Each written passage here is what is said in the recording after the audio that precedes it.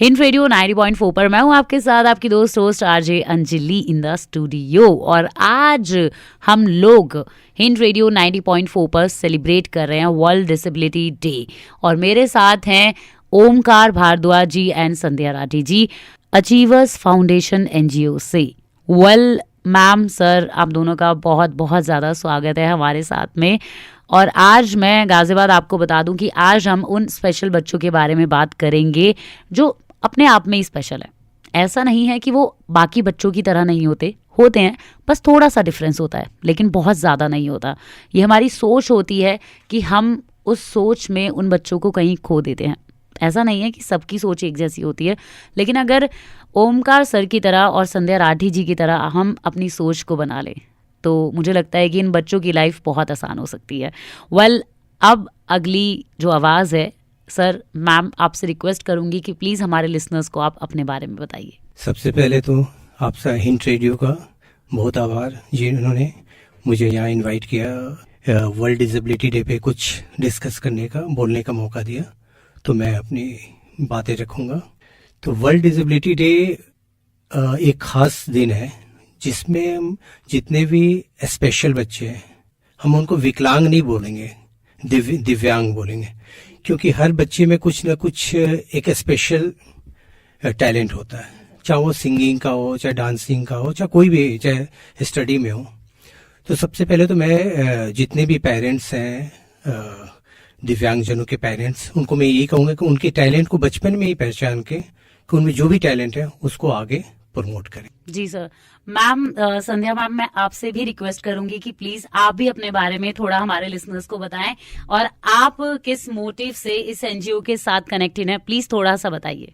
मैं संध्या Rathi achievers foundation के साथ जुड़ी हुई हूँ और मुझे बहुत मन से खुशी होती है कि मैं ऐसे बच्चों के लिए काम कर रही हूँ सर के साथ मिलके, और आगे भी करती रहूँगी। Thank you ma'am, thank you so much sir. Sir, Omkar Bhardwaj ji, मैं आपसे अपना अगला सवाल पूछना चाहती हूँ। मैं सर आपसे ये पूछना चाहती हूँ कि आप प्लीज मुझे अचीवर्स फाउंडेशन का एक ब्रीफ शॉर्ट डिस्क्रिप्शन बताइए। मतलब क्या सोच के ये नाम रखा गया और इसका मोटो क्या है? बिल्कुल, जैसा कि नाम से ही आपको ये एहसास होता है कि अचीवर्स यानी कुछ पाने वाला। तो मैं चाहता हूँ कि जितने भी बच्चे हैं, स्पेशल बच्चे, तो वो उनमें जो भी टैलेंट है, तो मैं चाहता हूँ एक खास ऊंचाइयों को प्राप्त करें और उनको नॉर्मल बच्चों के साथ ही वो compete करें। मतलब इस चीज़ को, इसलिए इस एनजीओ का नाम ही मैंने अचीवर्स फाउंडेशन रखा। हाँ जी सर, मुश्किलें भी बहुत आती होंगी, लेकिन मैं समझ सकती हूँ कि एक बहुत बड़ी चुनौती आप अपने साथ लेके चल रहे हैं। तो सर, मैं आपसे ये पूछना चाहती हूँ कि आप इस एनजीओ को चलाने के लिए क्या क्या काम करते हैं और किस तरह से करते हैं, प्लीज हमारे लिसनर्स को थोड़ा सा बताइए। आज का जो दिन है वो सीरियसली मैं बहुत ग्लैड हूँ आपको अपने साथ स्टूडियो में देखकर। मुझे भी खुशी हो रही है आपके साथ। सबसे पहले तो मैं आज से लगभग 26 ईयर्स पहले जब दिल्ली आया, एक छोटे से शहर से, गोरखपुर से, तो सबसे पहले मुझे 4.5 साल का एक बच्चा दिवाकर शर्मा जो विजुअली इम्पेयर्ड था, तो उससे मिलने का मौका मिला। तो मैंने उसको जब सिखाना शुरू किया तो वो बाय बर्थ गॉड गिफ्टेड ही था कि पूरी उसका स्वर ट्यून्ड था। तो उसको मैंने सिखाना शुरू किया एक चैलेंज के रूप में, क्योंकि जो बच्चा देख नहीं सकता उसको एक एक फिंगर हारमोनियम पे रख के सिखाना और उसको अच्छे से लर्न करना, ये एक चैलेंज के रूप में था। मैंने उस चैलेंज को स्वीकार किया और वहाँ से मेरी ये यात्रा शुरू हुई। तो उसको ध्यान में रखते हुए मैंने अचीवर्स फाउंडेशन एक बनाया कि चूँकि कोई बैनर होना चाहिए जिसके थ्रू कोई आगे बढ़े। तो ये मेरी शुरुआत थी दिवाकर शर्मा से। सर, इसमें आपको जब दिवाकर मिला तो दिवाकर के साथ आपकी जो जर्नी थी वो कैसी थी, उसका थोड़ा सा मैं एक डिस्क्रिप्शन चाहती हूँ आपसे। उसके बाद हम दिवाकर शर्मा की लाइफ के बारे में भी आपसे बात करेंगे, बट अभी एक छोटा सा आप बताइए कुछ दिवाकर के बारे में। बिल्कुल बिल्कुल। जब मैं गया तो उसके फादर ने बोला कि सर की ये जब बैठा रहता है सीढ़ियों पे तो हाथ उस फिंगर से कुछ ना कुछ जैसे तबले पे बजाते हैं वैसे ये बजाता है। तो मैंने बोला कि ठीक है, किसको बोले कि नहीं, इसको मैं तबला सिखाना चाहता हूँ। तो मैंने कहा कि वहाँ मेरी तबला भी मैं सिखाता था, लेकिन मेरी थोड़ी सी वहाँ पे एक ये था कि नहीं, इसको म्यूजिक में यानी वोकल में डाले तो कुछ देखता हूँ। तो उसको वोकल में डाला और ऐसा और इस मुकाम तक पहुंचा कि उसको फिर कभी तबले की सीखने की जरूरत नहीं पड़ी और आज एक अच्छे मुकाम तक। मैं मतलब बता नहीं सकती इस टाइम पे मुझे कैसी फीलिंग आ रही है, लिटरली गूज़बम्स आ चुके हैं। तो सर, जैसा कि आपने मुझे बताया कि दिवाकर शर्मा एक बहुत ही प्यारा सा बच्चा जो अकेला सीढ़ियों पे बैठा रहता था, उसके फादर ने बोला कि वो तबला प्ले करना चाहता है, बजाना चाहता है। तो सर, आपकी जो जर्नी थी दिवाकर के साथ और दिवाकर की जो जर्नी थी आपके साथ, मुझे पता लगा कि दिवाकर एक स्पेशल चाइल्ड है और लेकिन उसमें बहुत टैलेंट था। तो सर, अब आप मुझे यहाँ पे दिवाकर शर्मा के बारे में बताइए कि जब वो आपसे मिला तो उसकी जिंदगी में बदलाव कैसे आए। मुझे याद है कि जब मैंने सिखाना शुरू किया तो अभी 15 दिन ही हुए थे। तो सबसे पहला उसने प्रोग्राम किया चांदनी चौक में, कहीं पे प्रोग्राम था, और पायो जी मैंने राम रतन धन पायो भजन से। और उसके फादर इतने खुश हुए कि वो बोले कि सर के फर्स्ट प्रोग्राम में इसने फर्स्ट प्राइज विन किया और उसे एक किसी बंदे ने कीबोर्ड उसको गिफ्ट किया। तो एक खुशी होती है कि पहली बार गया और उसको ये चीज अचीव हुआ, तो बहुत उसे खुशी हुई। तो सर, दिवाकर उसके बाद किस तरह से और मोटिवेट हुआ? बिकॉज बच्चे थोड़ा सा ना डर जाते हैं, स्पेशल चाइल्ड जो होते हैं, मैंने पर्सनली देखा है, मैं भी काफी एनजीओ जाती रहती हूँ, तो वो डर जाते हैं और वो करने से मतलब घबराते हैं। तो आपने उसकी घबराहट को ऐसा आपने क्या उसको मतलब वो कहते हैं ना कुछ गुट्टी घोल के पिलाई कि बच्चे ने अपने आप को समझ लिया? नहीं, बच्चे में तो कॉन्फिडेंस था शुरू से ही, इनबॉर्न। देखिए, कुछ बच्चों को सिखाया जाता है और कुछ बच्चे गॉड गिफ्टेड है। तो गॉड गिफ्टेड तो थी उसकी आवाज, लेकिन तराशना तो गुरु का काम होता है। तो इसलिए उसको गाइड मैंने किया, बाकी उसकी टैलेंट थी, बहुत मेहनत किया उसके ऊपर। चूंकि स्टार्टिंग का मेरा स्टूडेंट था तो मेरे लिए भी कई चैलेंज के रूप में था कि मैं अभी 2-3 बच्चों को ही सिखा रहा था। तो मेरे लिए भी एक चैलेंज था कि फर्स्ट टाइम स्पेशल बच्चे को, विजुअली इम्पेयर्ड बच्चों को सिखा रहा हूँ। सर, दिवाकर के साथ कुछ चैलेंजेस आपको फेस करने पड़े? वैसे तो बहुत ज्यादा नहीं, जो मैं सिखाता था वो उसको बहुत ही आसानी से वो कैच करता था। लेकिन एक फेज ऐसा है कि जब उसकी थोड़ी तबीयत खराब थी और एक संगम कला एक ग्रुप है, उसमें वो हर बार फर्स्ट मतलब प्राइज विन करता था। ऑल ओवर इंडिया का ये प्रोग्राम होता है। लेकिन 5th ईयर में, 5वें साल में वो ऑडिशन भी क्लियर नहीं कर पाया।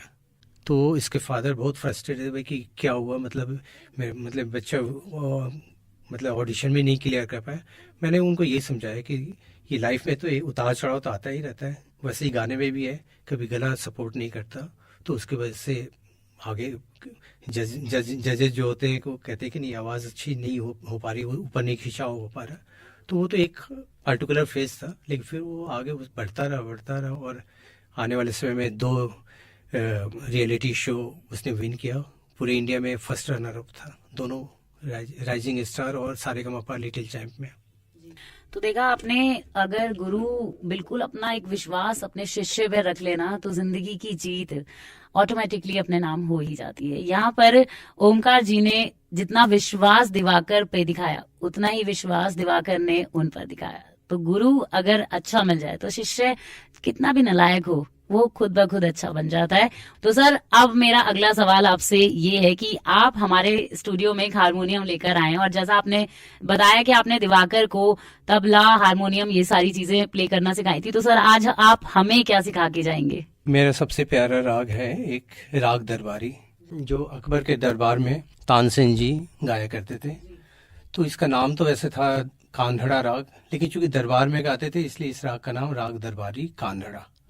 और आजकल इतना प्रचलन में है कि सिर्फ दरबारी कहने से ही पूरे राग का होता है। तो वो मैं आपको 2 लाइनें सुना रहा हूँ। किन बैरन कान भजे, किन बैरन कान भजे, किन मोरा पिया मोस बोलत नाही, मोरा पिया मुस बोलत ना, किन बैरन कान भजे, किन ग म रे सा नि सा ग म रे सा नि सा ध नि सा रे ग म रे सा नि सा प प म प ग म रे सा नि सा ध ध नि प म प नि प ग म रे सा नि सा सा ध ध नि नि प प म प नि प ग म रे नि नि सा किन बरन कान भरे कान भरे कान भरे। बहुत ही ज्यादा खूबसूरत, मतलब सर सीरियसली बहुत ही ज्यादा खूबसूरत। और मैं इमेजिन कर पा रही हूँ कि दिवाकर ने कितना खूबसूरत गीत आपसे सीखा होगा। सर आपकी कोई और कला जो आप हमें दोबारा एक बार मतलब सुनाना चाहें? नहीं, बिल्कुल मैं चाहूँगा इसी सेम राग में, राग दरबारी में मेरी जो कुलीग है संध्या जी, तो एक गजल सुनाएंगी राग दरबारी में।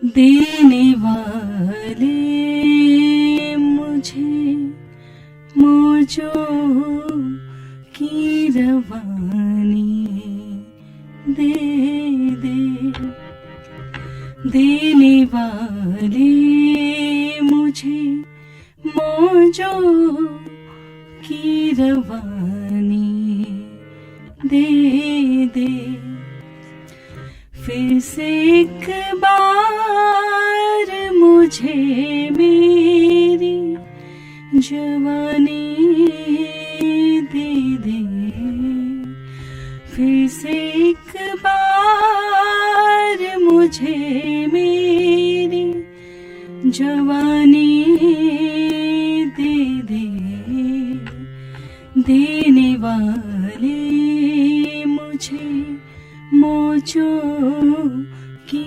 रवानी दे दे। Oh my God, seriously ma'am, your voice is superb and sir माशाल्लाह बहुत ही खूबसूरत आवाज। एंड मैं ये देख पा रही हूँ कि हमारा फ्यूचर कितने सुरक्षित हाथों में है। हर बच्चा स्पेशल है और हर बच्चा खास है, कभी भी किसी को कमजोर नहीं समझना चाहिए। इसकी जीती जागती मिसाल आज ओमकार सर ने एंड संध्या मैम ने दी है। मैंने थोड़ी देर पहले आपको इनके कुछ राग सुनाए एंड सीरियसली मुझे सुन के पर्सनली बहुत अच्छा लग रहा है। तो मैं ये इमेजिन कर पा रही हूँ कि दिवाकर शर्मा सीरियसली उस अवार्ड का हकदार था।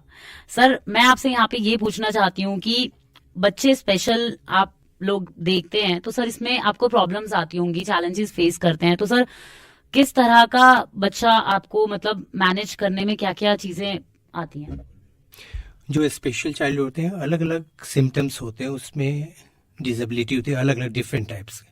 तो सबसे पहले तो हम बच्चों को असेस करते हैं, क्योंकि सब बच्चे एक जैसे नहीं होते, स्पेशल बच्चों में भी। तो उनको हम असेस करते हैं कि उनमें क्या टैलेंट है, कि अगर किसी में हारमोनियम फिंगर मूवमेंट ज़्यादा है तो उसको फिर हम लोग कीबोर्ड पे डालते हैं, यानी कि कैसियो वगैरह बजाने का या हारमोनियम प्ले करने का। अगर देखते हैं कि वोकल अच्छा है, वोकल क्वालिटी अच्छी है, फिर उनको हम सिंगिंग में डालते हैं। डांसिंग का है तो फिर हम उनको डांस टीचर के पास भेजते हैं, इस टाइप से। तो सबसे पहले उस टैलेंट को पहचानना बहुत ज़रूरी है, तब फिर उस फील्ड में उनके ऊपर काम करना। सर कोई बच्चा जो बहुत ही ज्यादा स्पेशल है, स्टार्टिंग में जब वो आपके पास आता है तो काफी सारे चैलेंजेस आपको मिलते होंगे, बिकॉज डिफरेंट तरह के बच्चों को आप ट्रीट करते हैं, तो कभी फ्रस्ट्रेशन तो ऑब्वियसली नहीं हो सकती, मैं बोलूंगी भी नहीं कि वो होती है, बट आप डील कैसे करते हैं उन बच्चे से? पेरेंट्स ही बोलते हैं कि सर कि आपके अंदर बहुत धैर्य है। बिल्कुल, सबसे पहले तो ये ध्यान रखना है कि मैं कैसा हूँ ये मायने नहीं रखता है, उस बच्चे का बिहेवियर कैसा है, कितने उसमें धैर्य है, उसको हम ध्यान में रख के काम करते हैं। मतलब उसके लेवल में जाके हमें काम करना पड़ता है। ऐसा नहीं कि मैं कितना अच्छा गाता हूँ, कितना अच्छा जानता हूँ, उससे मायने नहीं रखता कि जो मैं जानता हूँ उसको हम उसमें कैसे इम्प्लांट करें, वो बहुत जरूरी मायने है। सर जैसा कि आपने एक एनजीओ के लिए काम करा है और आगे भी आपका यही गोल है कि आप अचीवर्स फाउंडेशन को बहुत आगे तक लेके जाएं, तो सर मैं चाहती हूँ कि आप हमारे लिसनर्स को प्लीज इस फाउंडेशन के बारे में बताइए, क्या सोचकर इस फाउंडेशन की नींव रखी गई और आगे आपके फ्यूचर में किस तरह के प्लान्स हैं? जैसे आपने बताया कि फाउंडेशन, हमें कोई चीज़ आगे प्रमोट करने के लिए एक बैनर चाहिए होता है, तो इसलिए हमने इसका जैसे नाम है अचीवर्स फाउंडेशन, और मैं और मेरी पूरी टीम इस फील्ड में काम भी कर रही है। मैंने बताया कि 2 बच्चों को प्रेसिडेंट अवार्ड में मिला हुआ है, Diwakar Sharma visually impaired and autistic child है बेंजी कुमार, जिसको बेस्ट क्रिएटिव गर्ल अवार्ड उसको भी मिला हुआ। तो सबसे पहले तो मैं ये कहूँ कि फाउंडेशन इसलिए हम बनाते हैं कोई भी चीज़ कि ताकि उस बैनर के तले लोग काम करें, और इससे समाज में ये जाता है कि अगर आप किसी बैनर के तले काम कर रहे हैं तो उस बैनर का नाम होता है कि भाई कि हाँ, अचीवर्स फाउंडेशन में अपने बच्चों को सिखाएंगे या उसमें वर्क करेंगे तो आगे बढ़ेंगे। सर, तो मेरा अगला सवाल आपसे ये है कि इस एनजीओ का विजन क्या है? अचीवर्स फाउंडेशन बच्चों को आगे किस तरह से लेके जाएगा? उनके लिए क्या क्या नई चीजें आप लोगों ने सोची हुई हैं, प्लान है? बिल्कुल, सबसे पहले कि जैसे अचीवर्स नाम है, अचीवर्स कोई चीज़ हमें अचीव करना है, तो इसका मेन विजन ये है कि नॉर्मल बच्चों के साथ इनको कंप्लीट कराना है। मतलब ये नहीं कि हम स्पेशल बच्चों का एक अलग काम कर रहे हैं और नॉर्मल बच्चों के लिए तो सब कर रहे हैं, लेकिन हम इस एनजीओ का काम है कि एक सेम प्लेटफॉर्म पे स्पेशल बच्चे और नॉर्मल बच्चे दोनों प्रोग्राम करें, ताकि नॉर्मल बच्चों को, पेरेंट्स को भी लगे कि अच्छा, ये बच्चे इसमें ये डिसेबिलिटी होते हुए भी इतना अच्छा कर रहा है, तो वो उन बच्चों को सपोर्ट करें। और जो स्पेशल बच्चों को पेरेंट्स, उनको भी ये ना लगे कि भाई कि हम समाज से अलग हैं, उनको लगे कि नहीं, हम इनके साथ ही आगे बढ़ रहे हैं, एक पैरेलल एक साथ। तो सर, इस तरह के चैलेंजेस आपको फेस करने पड़ते हैं कि बच्चों को ये लगता है कि हम स्पेशल हैं, हमें बाकी बच्चों से अलग समझा जा रहा है, क्या इस तरह के भी बच्चे आते हैं? नहीं, अगर हम उनके लिए सिर्फ अलग से प्रोग्राम करें तो ऐसा उनको लगेगा, लेकिन हम जब उनको लगता है कि नहीं और बच्चे गा रहे हैं और मैं भी उसी सेम प्लेटफॉर्म पे करूँ, तो ऐसा फील नहीं आता उनके अंदर। इसलिए तो इंटीग्रेटेड प्रोग्राम रखा गया है कि इन बच्चों को एक प्लेटफॉर्म पे ही दोनों गाँव को एक साथ गा के खुशी मिलती है। और सबसे आगे आने वाले समय में, जैसे आपने पूछा कि क्या इस एनजीओ का विजन है या क्या करना चाह रही है, तो मैंने अभी प्लान किया है कि 2025 में नेशनल टैलेंट सर्च प्रोग्राम, तो इसके लिए हम पूरे इंडिया से 24 सिटीज़ को सिलेक्ट करेंगे कि यहाँ हमें प्रोग्राम करना है, और इन बच्चों को, जो स्पेशल बच्चे हैं, उनको हमें वहाँ प्रोग्राम कराना है, ताकि अलग अलग शहरों में भी लोगों को अवेयरनेस हो कि हाँ, ये बच्चे जो कि कन्वर्सेशन तक नहीं कर पाते हैं, अपने आप को कंट्रोल नहीं कर पाते हैं, है ना, एग्रेशन होता है, लेकिन जब वो गाते हैं तो बिल्कुल नॉर्मल हो गया। बहुत ही खूबसूरत विजन है सर आपका, एंड आई प्रे कि आपका ये विजन डेफिनेटली सक्सेसफुल हो। तो सर, मेरा आपसे लास्ट सवाल ये है कि आप क्या मैसेज देना चाहते हैं हमारे लिसनर्स को और उन बच्चों को जो बहुत स्पेशल हैं, उनके पेरेंट्स को? बिकॉज जितनी सहन शक्ति मैं आज आपसे बात करके आप में देख पा रही हूँ, मैं समझ पा रही हूँ कि किस तरह से उन प्यारे प्यारे बच्चों से आप डील करते हैं, जिनसे उनके खुद के पेरेंट्स भी नहीं कर पाते मोस्ट ऑफ द टाइम। तो सर, क्या मैसेज है आपका, मैम आपका? सबसे पहले मैं यही कहूँगा कि समाज में जितने भी लोग हैं जो सक्षम हैं, जो कर सकते हैं, तो वो उनको सपोर्ट करना चाहिए किसी भी तरह, जो नहीं कि फाइनेंशियली, एज ए वॉलंटियर भी काम करें इन बच्चों के लिए। जो करना चाहते हैं तो एज ए वॉलंटियर मेंबर बन सकते हैं इस सोसाइटी से जुड़ के, इस फाउंडेशन से जुड़ के, और जो मॉनिटरी कर सकते हैं वो भी कर सकते हैं। किसी भी तरह की मतलब हेल्प करना चाहें तो वो इस संस्था से जुड़ सकते हैं, उनका स्वागत है। सर, आप थोड़ा सा एनजीओ के एड्रेस के बारे में हमारे लिसनर्स को बता दीजिए, किस तरह से वो आपसे जुड़ सकते हैं, कोई कांटेक्ट नंबर, एड्रेस? बिल्कुल, ये बेसिकली राजनगर एक्सटेंशन में है, और C204 MGI घरौंदा राजनगर एक्सटेंशन के एड्रेस पे है, और आप मुझसे कांटेक्ट कर सकते हैं, मेरी पूरी टीम से कांटेक्ट कर सकते हैं 9810446711 पे। Thank you so much sir, and honestly दिल से गाजियाबाद मैं आप सभी से रिक्वेस्ट करूंगी कि एक बार उस घर में होकर आए जिस घर में बहुत ही प्यारे बच्चे रहते हैं, वो बच्चे जो दुनिया से अलग होकर भी इस दुनिया का हिस्सा है, बस समझने की फेर है। यहाँ पर आज हमने सेलिब्रेट किया वर्ल्ड डिसेबिलिटी डे। मेरे साथ थे Omkar Bhardwaj ji, Sandhya Rathi ji. Thank you so much ma'am, sir, आपने हमारे लिसनर्स के साथ आज का दिन सेलिब्रेट किया।